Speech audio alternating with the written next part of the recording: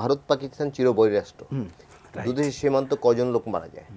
আপনি 6 মাসও শুনবেন যে একজন মানুষ মারা গেছে। তারপর ধরুন চীনের সঙ্গে ভারতের দীর্ঘদিনের যুদ্ধ হয়েছে দুবার।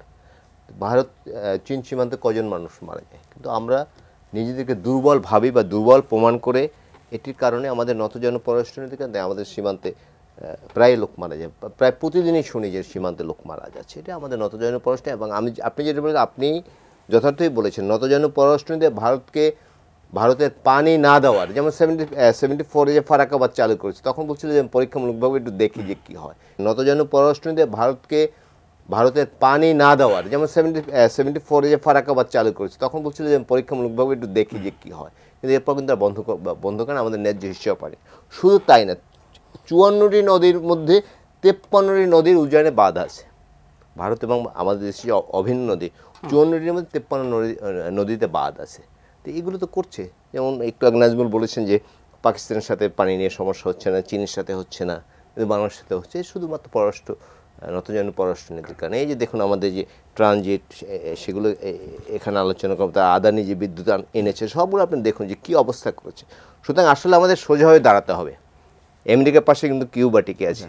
আমি যদি ভাবি আমরা খুব ছোট দেশ, আমরা বোধহয় কিচ্ছু করতে পারবো না, এটি ঠিক না। কিন্তু আমরা যদি হিম্মত নিয়ে দাঁড়াই, সবাই স্বাধীনভাবে দাঁড়াই, আমাকে দাঁড়াতে হবে। কারণ এই 5ই আগস্টের পরে স্বৈরাচার পালিয়ে যাওয়ার পরে ভারত কি ভূমিকাটা পালন করছে, জাতিসংঘ পর্যন্ত গিয়েছে বাংলাদেশের বিরুদ্ধে বলার জন্য। বাংলাদেশের নানা সংকট যে সৃষ্টি হচ্ছে, এটি বিশেষ সংস্থা বা বিশেষ দেশ সৃষ্টি করতে বাংলাদেশ একটি মৌলবাদী দেশ দেখিয়ে স্যাংশন দেওয়ার চেষ্টা করছে। কিন্তু সে আশা তাদের পূরণ হয়নি এবং হবেও না কোনোদিন। কারণ বাংলাদেশের মানুষ এখন স্বাধীন চেতা হয়েছে।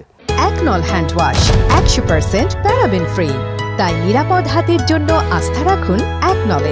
আমাদের কিন্তু মনে রাখতে হবে, আধুনিক অস্ত্রের বিরুদ্ধে বাংলাদেশের লাঠি সোটা নিয়ে কিন্তু নেমেছিল পাকিস্তানের বিরুদ্ধে।